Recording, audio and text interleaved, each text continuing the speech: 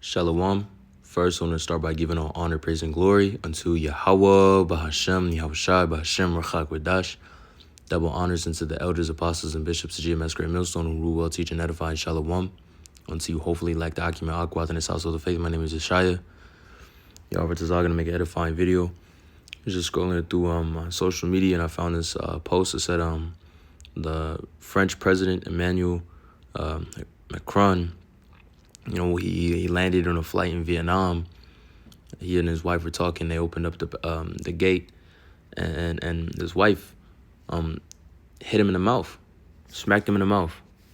And I seen that, and it reminded me of that precept in 2nd Ezra, the 4th chapter, going on to the 30. Is it earlier on? Nah, it's down here a little bit.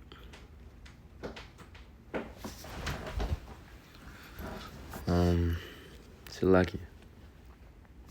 Nah, it's 1st Ezra, 4th chapter.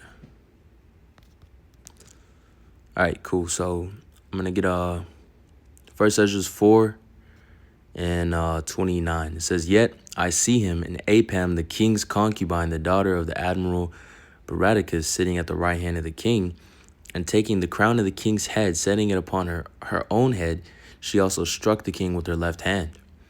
All right, so there's this fucking woman, run-of-the-mill fucking woman, smacked this president, or, which really are like modern-day kings, in his mouth, And that's the mentality of these bitches, man. These modern-day women have gotten so proud and in such a fucking state of reverse roles that they think that shit can fly. They think that they can get away with just about anything. She's smacking them, the French president in the face.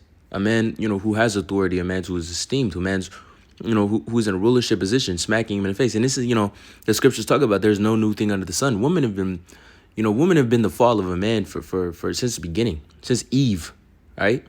Eve, man, she had it so good. She had it as probably as good as any other woman, would ever have it. And she still fucked it up, And that's when you got to consider, you as a man, the things that you're letting permissible and the things that you're letting impermissible. All right? When you're a man, you got to judge righteously, and you got to think about the things that you allow with a woman. Right? Because if you give a woman a fucking centimeter, you're going to look back and all of a sudden she took a fucking mile. All right? She going to, you allow this to happen, then that's going to compound into this, and it all branches into some shit, man. Bear with me. I'm going to get this precept.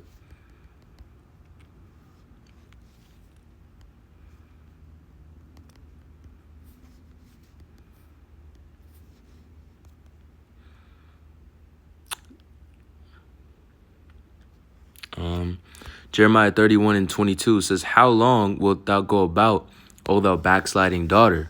For the Lord Yahweh hath created a new thing in the earth. A woman shall compass a man. Thus saith the Lord of hosts, Yahweh, the power of Israel." All right, so, the rules have been reversed. Things aren't as they used to be, man. These women nowadays think that they're men. Pride has lifted them up to the point where they think they could put their hands on a man. Back in the ancient times, that would have never flew. Right? That would have never, ever been able to, that would not be permissible. But check it. First, you got Romans 1 and we'll go to 26. And it says, "For this cause, Yahweh Shem Yahushai gave them up to vile affections, for even their woman did change the natural use into that which is against nature." These hyper masculinized women, and this really going in Sodom and Gomorrah.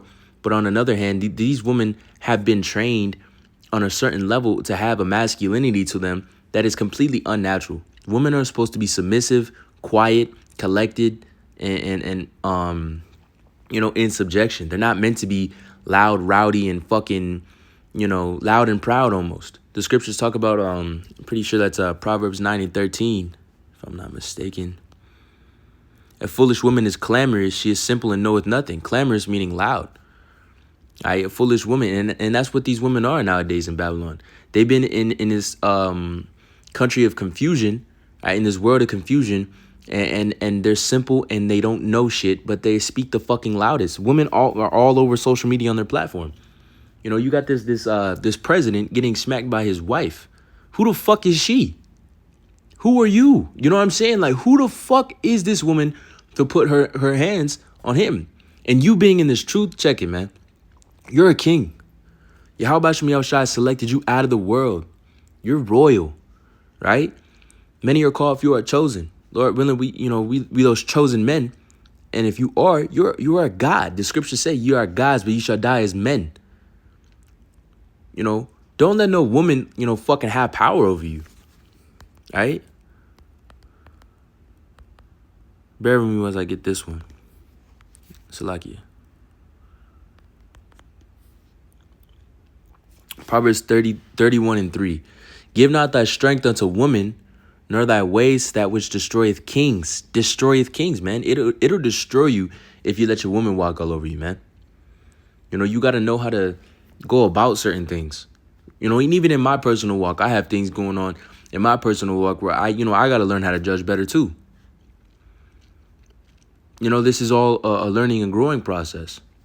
But at the end of the day, a woman should not be bossing you the fuck around. A woman should not be putting her hands on you. A woman should be, quiet and lovely to shut the fuck up. You know, that's the type of woman that you want to have, man. And if you got, the loud, rowdy, crazy woman, chiefly the black woman, you gotta tame that beast, right? Micah 7:10, and it says, 7:10. Salaki, is it 7:10? Yeah, Micah 7:10. And then she that is my enemy had see it, and shame covereth her, which said unto me, where is the Lord thy power, Salaki, where is the Lord Yahweh thy power? Mine eye shall behold her, now she be trodden down as the mire in the streets. She that is my enemy, man. The scriptures talk about, through her we all die. Through women we all die. She begins sin. Women are a very lovely thing. You Aquath out there, you women that are in the right spirit and power of Yahweh Shem Yahushua are so lovely. All right, you are like a gift unto the earth. You are a very essence to a man that allows him to calm and be a pillar, a pillar of rest. A righteous woman, there's so many precepts. I might even make a video on that. There's so much good that a righteous woman is. But on the left hand, these Babylonian bitches, right, are going to be a lot of bros, downfall, right? You get a black bitch pregnant, first thing she looking at is the judicial court. She going to run to the white man. That's what fucking, the black woman does. They got that bad Stockholm syndrome from Mr. White Man. They'll do anything his fucking ass says, right? And she don't care about your black ass because at the end of the day, you just another nigga to her eyes. You're not a king. You just another Negro, right? So that's why you got to be careful, fucking around with these modern day Babylonian bitches as well as these black women out here, man. The Judite woman has been cursed. They not like how they were, man. They are on a whole different level of fuck shit, right? You got to really, watch your step dealing with those black women, man. But, what was I going to grab? I was going to grab Isaiah 4:1. Because at the end of the day, these women are going to get in subjection, right? So the Apostle Paul says, seek ye not a wife, You don't got to go, chasing around these women, man. Don't go chasing them. You got to kind of stay put. And they'll fall in your lap if it's meant for you, if that's what your lot is, And it's hell out here in Babylon. But at the end of the day, you're going to get women in due time. Chiefly, you should be looking into the kingdom for those women, right? Because they're going to be perfect, right? Even in the days of King Solomon, what did he say? Out of 1,000 wives, I found none righteous. 700 wives and 300 concubines, not a single one righteous. The scriptures also say a righteous woman doeth good to her husband all the days of her life, roughly paraphrasing. These women don't do that. Think about a time where you've had like a wife, a woman, and every single time that you've ever been with her has been absolute peace. We not even talking about who's this bitch's, post you liking on Instagram. We not talking about the, oh shit, I saw you looking at this woman, or oh shit, I'm hungry. What the fuck are we about to eat? Shit like that. Even that is a fucking torment. A righteous woman, she'll be so peaceful to you. A truly righteous woman, All right. But we got to look in the kingdom to get those women, man.